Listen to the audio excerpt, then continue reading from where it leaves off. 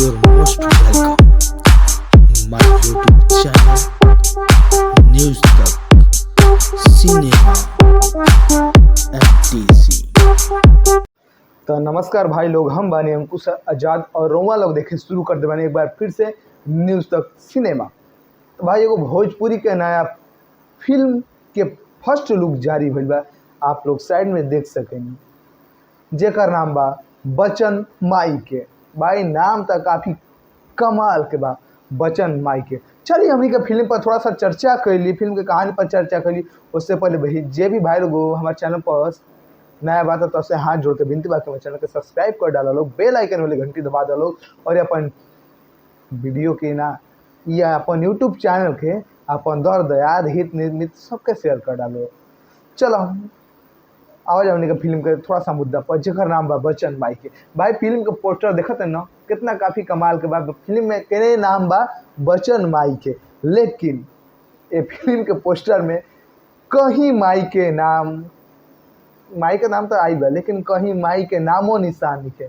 मतलब उहे कहावत हो गई कि अपना मनन के श्याम सुनर लोग कहे कि बुटना है, लोग कहे कि बुटना है। अरे भैया डायरेक्टर साहब, प्रोड्यूसर साहब अब फिल्म के नाम रखले बड़ा, लेकिन फिल्मिया में कहीं माई नज़र नहीं आवत। ये चश्मा लगा के बड़का बड़का हीरो हीरोइन खाली नजर आवत हल बस। आ फिल्म के नाम रख दिल बड़ा बचन माई के। का चुतिया पंती बा। जलते घर को देखने वालों, फूस का छप्पर आपका है, आग के पीछे तेज हवा, आगे मुकद्दर आपका है। उसकी कत्ल पे मैं चुप था, अब मेरी बारी है, मेरी कत्ल पे तुम चुप हो, अगला नंबर आपका है। भैया प्रोड्यूसर साहब तक मोटा मोटी समझा दी कि फिल्म तो बनावा तो पहला लुक ठीक बा, लॉन्च करे बड़ा बहुत बढ़िया। हमको खुशी के बात भैया कि चलो एगो फिल्म और आवत पारिवारिक फिल्म जेकर नाम बा बचन माई के। लेकिन एक फिल्मिया में माई हो तो नजर आवे के चाहिए कि भाई ठीक बा, अगर माई मर गई तो माई के कहीं मोल को फोटो दिखा सकत रहो, लेकिन ना। चलिए अब देखिए का फिल्म में राहुल सिंह नजर आ रहा बड़ा। अब भैया राहुल सिंह के इनका मन हम का कहीं, इनका भोजपुरी सिनेमा में ना वो पहचान नहीं है कि जे प्रोड्यूसर से कह सको, डायरेक्टर से कह सको नहीं सर ये चीज़ यहाँ पे गलत है। क्या कि डायरेक्टर प्रोड्यूसर इनका खुद ना सुने सन, ये खुद डायरेक्ट प्रोड्यूसर के सुने लन।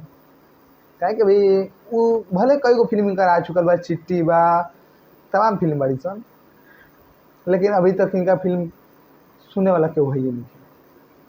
अब फिल्म के निर्माता बाड़े अरुण कुमार दुबे, माफ करम, फिल्म के निर्देशक बाड़े अरुण कुमार दुबे। अब भैया कितना बड़का डायरेक्टर है, इनका नाम तो हम पहला बेर सुनत नहीं। हमके लागत है पहला बेर फिल्म बनावत, ए वजह से इहो कन्फ्यूजन बड़ा कि पोस्टर में चलो बड़का बड़का हीरो हीरोइन के फोटो खा लगा देना तो फिल्म के कहानी कॉन्सेप्ट समझ में आ जी, लेकिन ना। ये फिल्म के निर्माता बड़े सतीश कुमार शाह। अब सतीश कुमार शाह के हमके लागत है ये पहला फिल्म हो। अब फिल्म के तना काफ़ी कमाल के बने, जब पोस्टर में माई के गायब कर दिल बड़ा, हाँ फिल्म के नाम रख दिल बड़ा बचन माई के।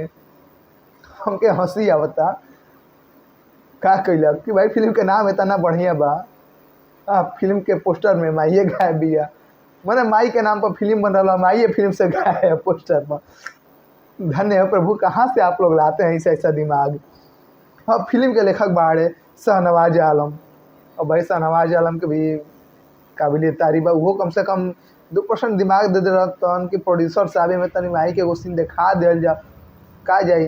चलिए फिल्म में राहुल सिंह, पल्लवी गिरे, अयाज खान, विनोद मिश्रा जैसे कलाकार नजर रही हैं। अभी पहला लुक है, प्रथम लुक है, तब एक में इतना बड़ गलती बा। फिल्म आई तो में कितना बड़ गलती हो सकता, कितना बाई मिस्टेक हो सकेला कि कितना फिल्म सुधर सकेला।